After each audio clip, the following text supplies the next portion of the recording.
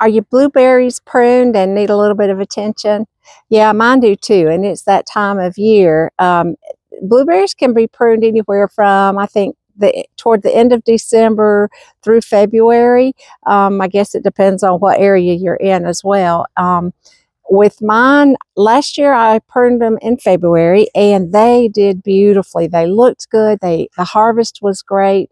And so it's time to prune them again. I have two different varieties, and in fact, in order for your blueberries to produce, you need at least two different varieties for them to cross-pollinate and do all the stuff they need to do. The pruning process, if you'll take care of that every year, you also will have just a lush, booming harvest if you do it right. Until I moved to Grandma's home place almost 9 years ago, I had never had blueberries, and so it's been a learning process for me to learn how to prune them. But in doing so, the harvest has been better each year. My blueberry bushes are different, and one variety I'm going to show you here in just a minute, and if you know what kind it is, I would love it for you to write in the comments and let me know, because I have no idea, and of all the research that I've done, I haven't been able to find exactly that type, and I'll show you the two types. The ones on this front row here, there's about 3 different individual type bushes, and they're more like a blueberry bush, and they grow. There's a lot that we're going to cut out, and I'll show you that. There, I have kind of been able to find what to do for them, but let's walk to this other side. These grow, as you see, from like individual canes that come up from the ground. It's not a clump like a bush. And what they will do, if not pruned, they grow taller, taller, taller, taller.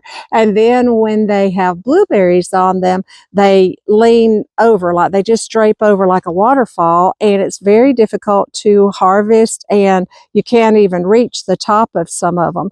So last year, I took and pruned them down where they weren't so tall. I was going to see if we could find maybe where, well, for example, well, look at this one here.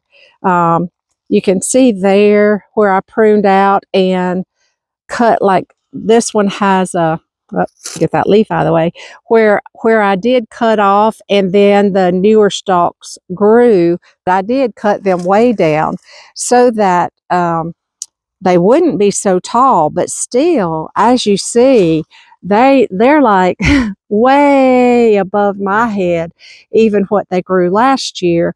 A lot of that is new growth already this year. It's amazing what just a year will do as far as new growth. Before we get at it, I'm going to show you a process. This is my new wheelbarrow that I got for Christmas. I was so excited because we will have to pick up all of the little dead canes that we cut off. But in order to do this process, these are some of the tools that we'll need. I have gloves because these little branches, and especially the dead, will just scratch your hands to pieces. I also have a pair of lopping shears and a pair of just little hand pruners, and then I also have a bottle of rubbing alcohol. It's very important to be able to prune with very clean lopping shears or hand pruners, because we don't want to get disease on the end or on the bushes. I discovered very quickly with the first cut of one of the big older canes with the lopping shears, my hand strength is just not there anymore, which that's part of the whole thing about Grandma's home place.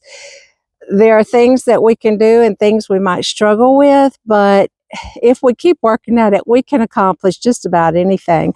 But I went inside and I got my handy little pruning saw, and it is an actual saw with a saw blade, and it's wonderful for pruning those harder to cut things that are small enough that it'll go through a small tree even. I actually bought it for Leonard for Christmas several years ago for the same purpose, because his hands got to where he didn't have the strength, you know, that he used to have. So that's my situation too. My hand strength is, as I get older, it gets weaker and weaker, but that's not going to stop me if I can help it. So I'm going to be using the pruning saw on some of the bigger cane. I'll just go ahead and tell you because this will be a little bit noisy. Whenever you're cutting out a larger cane, always go straight to the ground to cut it. Don't cut it up high if you want it to still produce. But I've got several that are just dead that need to come out. Cut them at the bottom. And also, I forgot to say earlier, if you have blueberry bushes and they're new or only 1 or 2 years old, probably you don't have to do this major pruning that I'm having to do. I have no idea how old these are. I know they're probably at least 10 years old, because I will have been here 9 years pretty soon, and these were here when I got here. I inherited them, and I'm so tickled I did. But if yours are very young, 2 years or less, all you need to do then is just go in and cut out the dead, any little dead limbs or any that cross over each other. You never want the limbs crossing, and I've got a bunch of that going on in mine. All right, I determined on this very first bush that I started on, this particular cane is completely dead. There's no growth coming out of it at all. So I'm going to take the pruning saw and go all the way to the bottom and just cut that one off.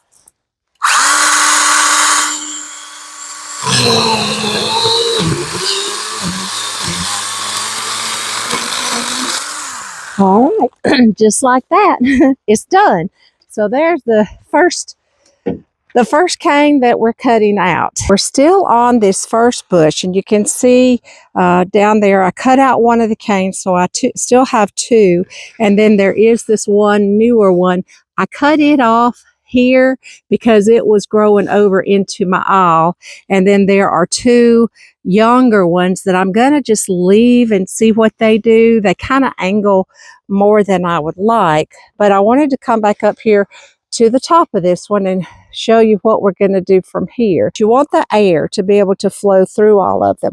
You never want any of your branches to be rubbing. So this particular cane, if you'll look, it's very close to that one.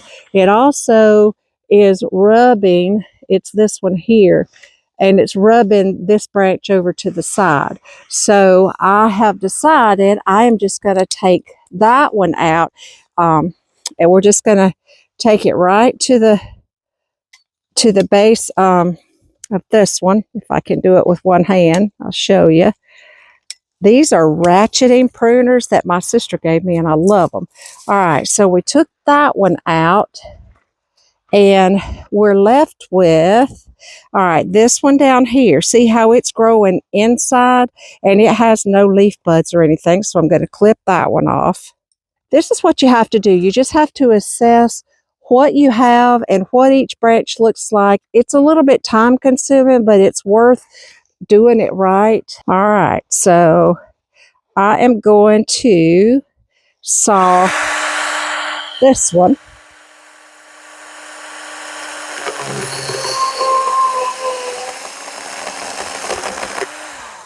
All right, that gets that one. And let me pull it out. This one here, the tip of it is dead. So everywhere that's dead on the tips, just clip them off. I'm going to continue working on this one, and then I'll show you when I get to the other section of them. All right, the process is still going, so I wanted to show you where I was at this point of the blueberry bush pruning.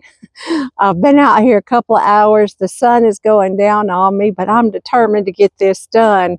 I'm almost done with it, but there's still a good half of these to do, which were the very tall, long, leggy ones. I fell. Thankfully, I didn't have the camera on, but I stepped the wrong way and just fell flat on my back. The Lord is with me, and I'm fine. But this is not a little quick process, at least if you've got the amount of bushes that I do. But let me just show you what I've got so far. All right. First of all, it really looks like nothing. These were the three that I had. This first one, it may be dead all over. I didn't even see really any new growth or buds on it, so I may have to take it out completely. But the other two, this one and the one down there, are good and strong, and I did just prune them out. The whole idea of this too is you want to get them to where the sunlight can get down to the roots of them. So this was the big long row I got, and I'm just going to show you the difference. And it hurts your heart when you're chopping and pruning. This is what I did last year though, and I had an abundance of blueberries, and I think I'm doing it at a better time because it's January, whereas last year it was probably the middle or late February. I topped them off to where they won't be so tall, but down here you can see where I haven't done anything to them yet.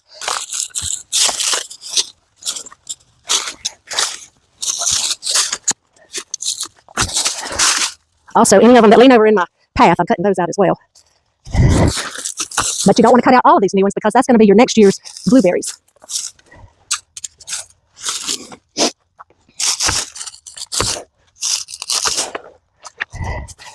And then you just stand back and assess and decide what needs to go from there.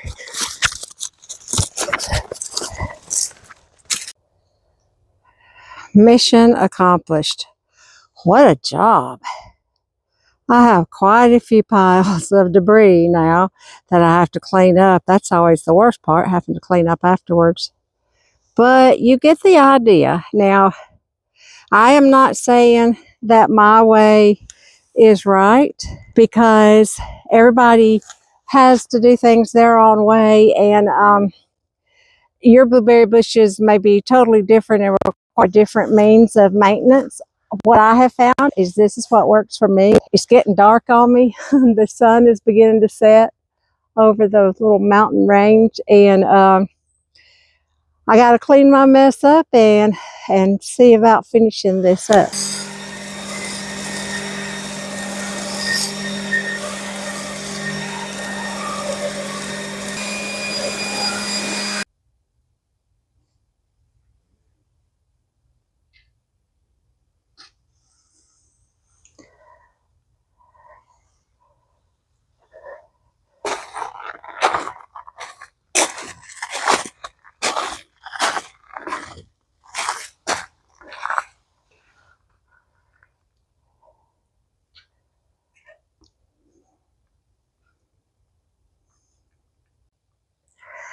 All right, the blueberry pruning is completed.